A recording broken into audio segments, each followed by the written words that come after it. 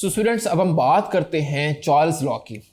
Charles law की definition है the volume of given mass of a gas is directly proportional to absolute temperature at constant pressure. यानी कि अगर हम किसी भी गैस के प्रेशर को और उसकी अमाउंट को फिक्स कर दें यानी कांस्टेंट कर दें, तो अब हम उस गैस पे टेम्परेचर को बढ़ाते हैं तो वॉल्यूम उस गैस का बढ़ जाएगा।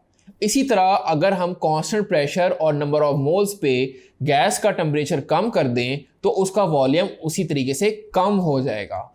सो टेम्परेचर और वॉल्यूम का एक डायरेक्ट रिलेशनशिप बनता है। यहां पे स्टूडेंट एक बात आप नोट करें कि टेम्परेचर को हम एब्सोल्यूट टेम्परेचर कह रहे हैं। अब ये एब्सोल्यूट टेम्परेचर क्या होता है? सो याद रखें, टेम्परेचर के 3-4 स्केल्स होते हैं, degree Celsius, degree Rankine, Fahrenheit और केल्विन। सो एब्सोल्यूट टेम्परेचर इनमें से केल्विन स्केल टेम्परेचर होता है, यानी चार्ल्स लॉ सिर्फ केल्विन स्केल टेम्परेचर पे ही सेटिस्फाई होता है, सेल्सियस, फ़ारेनहाइट और रैंकिन पे सेटिस्फाई नहीं होता। इसको अभी हम आने वाली एग्जांपल से भी देखेंगे। सो लेट्स मूव टुवर्ड्स एग्जांपल्स। देखिए, चार्ल्स लॉ बहुत सिंपल है कि उसी तरीके से आप एक सिलेंडर ले लें जिसमें फिक्स अमाउंट ऑफ गैस ले लें और इसमें एक पिस्टन के अंदर एक फिक्स्ड अमाउंट ऑफ गैस को आप फिल कर लें 1 2 3 4 5 6 और ऊपर से प्रेशर आपका एटमॉस्फेरिक है P ATM। प्रेशर आपका फिक्स है जो कि है 1 ATM और यहाँ पे आपका कुछ वॉल्यूम है V1 आप इसको बोल दें, और यहाँ पे टेम्परेचर इस गैस का जब आप कैलकुलेट करेंगे T1 है। सो यहाँ पे दो चीज़ें हमने कांस्टेंट की है, प्रेशर कांस्टेंट है और अमाउंट ऑफ गैस 1 2 3 4 5 6 पार्टिकल हैं जो कि कांस्टेंट है। अब आप इसका टेम्परेचर बढ़ाएं, टेम्परेचर कर दें आप T2, तो आप देखेंगे टेम्परेचर इंक्रीज करने से ये पिस्टन ऊपर की तरफ मूव होगा, गैस के मॉलिक्यूल्स की काइनेटिक एनर्जी बढ़ेगी तो वो प्रेशर ज़्यादा लगाएंगी और गैस मॉलिक्यूल्स ऊपर जाएंगे। प्रेशर अभी भी आपका एटमॉस्फेरिक का 1 ही है यानी कांस्टेंट है।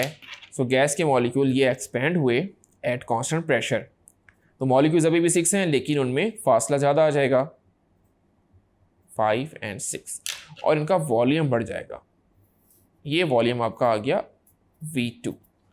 सो अब एक स्टूडेंट एक्सपेरिमेंट परफॉर्म करता है जैसे हमने बॉयज़ लॉ में देखा और 4 एक्सपेरिमेंट परफॉर्म करता है 1 2 3 और 4। तो अब वो इफेक्ट देखेगा टेम्परेचर का। टेम्परेचर को अभी हम ले लेते हैं सेल्सियस स्केल पर डिग्री C। तो पहले एक्सपेरिमेंट में हम लेते हैं टेम्परेचर 0 डिग्री C और वॉल्यूम देखते हैं V जो कि हमारा डेसीमीटर क्यूब में है। Let suppose initially 0 degree C पे ये गैस मौजूद है और उसका वॉल्यूम है 1 डेसीमीटर क्यूब। फिर आप सेकेंड एक्सपेरिमेंट करते हैं, टेम्परेचर को थोड़ा सा बढ़ाया, 100 किया। टेम्परेचर के बढ़ाने से वॉल्यूम देखिए यहाँ पे क्या हो रहा है, एक्चुअली बढ़ रहा है। तो आप 1 से ज़्यादा लिखेंगे तो 1.37 आया जब कैलकुलेट किया। इसी तरह 200 पे और ज़्यादा हो गया 1.73 हो गया। इसी तरह 300 पे हो गया 2.10। सो अब स्टूडेंट्स इस लॉ के मुताबिक आइए स्टूडेंट्स अब चार्ल्स लॉ की हम मैथमेटिकल इक्वेशन को देखते हैं। चार्ल्स लॉ की मैथमेटिकली इक्वेशन हम इसको लिखेंगे mathematically V is directly proportional to T, लेकिन ये होगा at constant pressure and constant number of moles यानी फिक्स्ड अमाउंट ऑफ गैस। अब हम प्रोपोर्शनल का साइन हटा के इक्वल टू का साइन लगाते हैं तो हम कहते हैं एक कांस्टेंट आएगा, तो ये हो जाएगा कांस्टेंट इनटू T। सो हम कहेंगे यहाँ पे अगर टेम्परेचर को वॉल्यूम से डिवाइड कर दें तो ये बन जाएगा V/T is equal to constant. यानी हम कह सकते हैं कि अगर हम वॉल्यूम को टेम्परेचर पे डिवाइड कर दें तो इसका रिजल्ट एक कांस्टेंट क्वांटिटी आना चाहिए, जैसे हमने पिछले बॉयज़ लॉ में देखा कि जिसमें हमने प्रेशर को मल्टीप्लाई किया वॉल्यूम से तो हमारे पास एक कांस्टेंट क्वांटिटी आ रही थी। सो इसी कांस्टेंट क्वांटिटी को अब देखने की कोशिश करते हैं क्या ये लॉ होल्ड करता है या नहीं। So let's move on to example. So अभी इसी स्टूडेंट यहाँ पे हम टेम्परेचर भी है वॉल्यूम भी है, इसको V/T करके देखते हैं। तो वॉल्यूम आपका 1 है, डिवाइड बाय T करेंगे तो 1/0, ये तो आपका एक इन्फिनाइट वैल्यू आ जाएगा जो कि अनडिफाइंड है। इसी तरह जब आप V/T यानी 1.37 डिवाइड बाय 100 करेंगे तो आपका आंसर आएगा 0.0137। इसी तरह 1.73 200 से डिवाइड करें तो 0.008 और लास्टली आपका 0.007।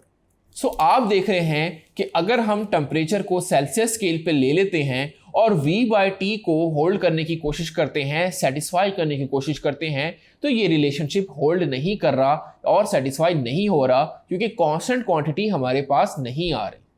सो इसी वजह से मैंने आपको कहा था कि Charles law kelvin scale of temperature को ओबे करता है। तो आइए टेम्परेचर को सेल्सियस से पहले केल्विन बनाते हैं और फिर V/T को रिलेशनशिप को सेटिस्फाई करके देखने की कोशिश करते हैं। सो स्टूडेंट, ये टेम्परेचर था सेल्सियस में, इसी वजह से V/T की वैल्यूज आप देख रहे हैं कांस्टेंट फिक्स नहीं आ रही। तो टेम्परेचर को हम केल्विन में कन्वर्ट करें। केल्विन में कन्वर्ट करने की इक्वेशन होती है कि temperature T is equal two degree C plus 273। तो आपका सेल्सियस है लेट सपोज 0, तो वो बन जाएगा 0 plus 273 which is equal to 273। इसी तरह आपका 100 सेल्सियस बन जाएगा 100 प्लस 273 यानी 373। तो टेम्परेचर को आप कन्वर्ट कर लें केल्विन में और वही 4 एक्सपेरिमेंट को आप रिपीट करें। तो ये आपका टेम्परेचर जो 0 सेल्सियस था अब ये बन गया केल्विन में बन गया 273। 100 वाला बन गया आपका टेम्परेचर 373, तो यहाँ पे आप लिख लें 373। 200 वाला 473 और 300 वाला 573 केल्विन। वॉल्यूम आपका वही है डेसीमीटर क्यूब में। पहले वॉल्यूम आपका था 1, फिर था 1.37, फिर था 1.73 और फिर था 2.10। अब आप यहाँ पे V/T करके देखें, V/T। सो आप देखेंगे पहले कंडीशन में कि वॉल्यूम आपका है 1 डिवाइड बाई 273, तो आपको आंसर मिलेगा 0.0037। इसी तरह 1.37 डिवाइड बाई 373 होगा तो वंस अगेन आपको मिलेगा 0.0037। यहाँ पर भी इन दोनों को V/T जब आप करेंगे तो 0.0037 मिलेगा। और फाइनली जब 2.10 डिवाइड बाई 573 करेंगे तो तब भी आपको आंसर 0.0037 मिलेगा। सो अब स्टूडेंट आपने देखा कि जब भी हम टेम्परेचर को केल्विन स्केल पे कन्वर्ट कर दें यानी एब्सोल्यूट टेम्परेचर लें तो V/T रिलेशनशिप यानी चार्ल्स लॉ होल्ड कर रहा है और सेटिस्फाई हो रहा है। सो तभी हम डेफिनेशन में एब्सोल्यूट टेम्परेचर का जिक्र करेंगे। Thank you.